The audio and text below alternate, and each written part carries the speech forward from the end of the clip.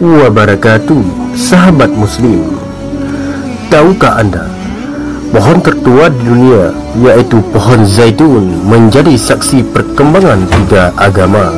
Sahabat muslim, terlepas dari itu, pohon itu memiliki makna agama, sejarah dan budaya bagi penduduk desa. Wisatawan mancanegara kerap mengunjungi pohon Al-Badawi. Mereka yang tahu sejarah pohon ini, datanglah, kata Salah Abu Ali, pemilik kebun pohon zaitun, tempat pohon Al-Badawi. Pohon zaitun di desanya itu dinamai Al-Badawi menurut Ali karena dulunya pohon itu menjadi tempat ziarah bagi para sufi. Salah satu sufi yang beristirahat di bawah pohon zaitun tua itu adalah Syekh Ahmad Al-Badawi, seorang sufi dari Mesir. Ia menghabiskan banyak waktunya di bawah rindangnya pohon zaitun. Pohon zaitun juga berulang kali disebutkan dalam Alkitab dan Al-Quran.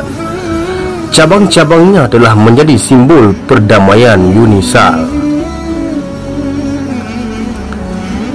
Namun, pohon zaitun Al-Wajah telah menjadi sesuatu yang lain bagi warga desa di Al-Wajah. Pohon itu tak sekedar meneguhkan kebenaran ayat-ayat dalam Taurat, Injil dan Al-Quran, tapi menjadi simbol perlawanan. Memang merasakan langsung gentirnya penduduk Israel. Sebagian besar penduduk desa terpaksa mengungsi dari rumah mereka di tengah pertempuran sengit selama Perang Arab Israel 1948. Warga desa mengungsi di sekitar pohon itu, dan dari ketinggian bukit di perkebunan zaitun mereka menyaksikan tentera Israel berlatih perang di dasar bukit setelah Perang Arab Israel berhenti. Desa Al-Wajah telah kehilangan 70% wilayahnya. Desa Al-Wajah yang dikatari tembok pemisah yang dibangun Israel. Kota itu semakin terkikis setelah Israel merebut tepi barat selama perang 6 hari pada tahun 1967. Israel kemudian memperluas kota Yerusalem, menganeksasi sekitar setengah dari wilayah desa tersisa. Kala Israel membangun tembok pemisah, desa Al-Wajah kembali terancam terbagi dua. Namun, warga memenangkan pertempuran di pengadilan dan tembok pemisah pun akhirnya memutari pinggiran desa. Dinding itu sekarang berdiri tempat di bawah kebun keluarga Ali, memisahkan desa baru dari situs lama, tempat di seberang lembah sempit. Meskipun menang di pengadilan, puluhan rumah telah diblokir untuk memberi jalan bagi kota Yerusalem. Al-Wajah masih terisolasi, dikelilingi oleh dinding pemisah Israel, dan tidak lagi dapat mengakses lahan pertanian dan air mata. Kini tak banyak yang dilakukan oleh Ali dan keluarganya dalam bertani. Kegiatan utamanya kini merawat pohon Al-Badawi yang berbeda dalam kebun keluarganya. Putra-putranya membantu dan sering tidur di bawah pohon. Ia jadi teringat pada masa kanak-kanak ia melakukan hal yang sama usai membantu ayahnya, lalu tertidur di bawah pohon Al-Badawi. Otoritas Palestina sekarang membayar sejumlah kecil uang bulanan kepada Ali untuk menjaganya. Otoritas Palestina mengkhawatirkan para pemukim dan tentera Israel membakar dan menebang pohon-pohon zaitun kuno di bagian lain tepi barat.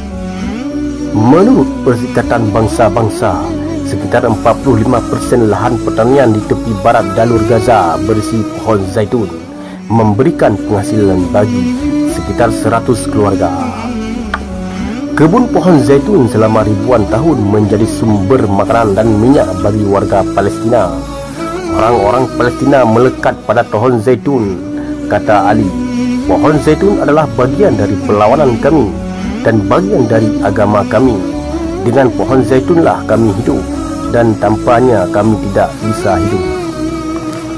Pohon zaitun memiliki kemampuan untuk bertahan hidup melebihi pohon-pohon lain.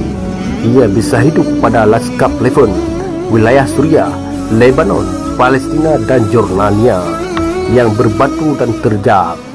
Pohon ini hanya dibutuhkan sedikit air dan perawatan, dan selama berabad-abad orang-orang telah bergantung pada pohon zaitun untuk makanan dan minyak bahkan sejak 8.000 tahun yang lalu. Namun pohon terbesar Al-Badawi membutuhkan perhatian khusus dan lebih banyak air. Suasana kian sulit karena wilayah itu curah hujan menurun dibanding tahun-tahun sebelumnya. 5 tahun terakhir sangat sulit, kata Ali ketika ia bangun untuk memeriksa selang yang ia gunakan untuk mempompa air dari mata air yang dijengkal di atas. Pernah 1 tahun pohon itu gundul dan tidak menghasil apa-apa. Tahun lalu, dengan bantuan musim hujan yang sehat, Ali mampu memanen 800 kg atau hampir 900 pon zaitun. Padahal 20 tahun yang lalu ada lebih banyak hujan dan penghasilan 600 kg secara teratur, katanya. Suasana di desa Al-Wajah yang luasnya kian menyempit karena kedudukan Israel. Meskipun demikian, Ali yakin pohon itu akan terus hidup meskipun tanah tempat pohon zaitun itu berdiri terus diperebutkan. Namun orang-orang akan terus merawat pohon zaitun sepanjang Yudaisme, Kristen dan Islam masih ada. Jika pohon Al-Badawi tidak dirawat oleh keluarga, tugas pasti akan diambil oleh yang lain, kata Ali. Terima kasih telah menonton video ini. Jangan lupa bagikan dan subscribe agar bermanfaat untuk semuanya. Terima kasih.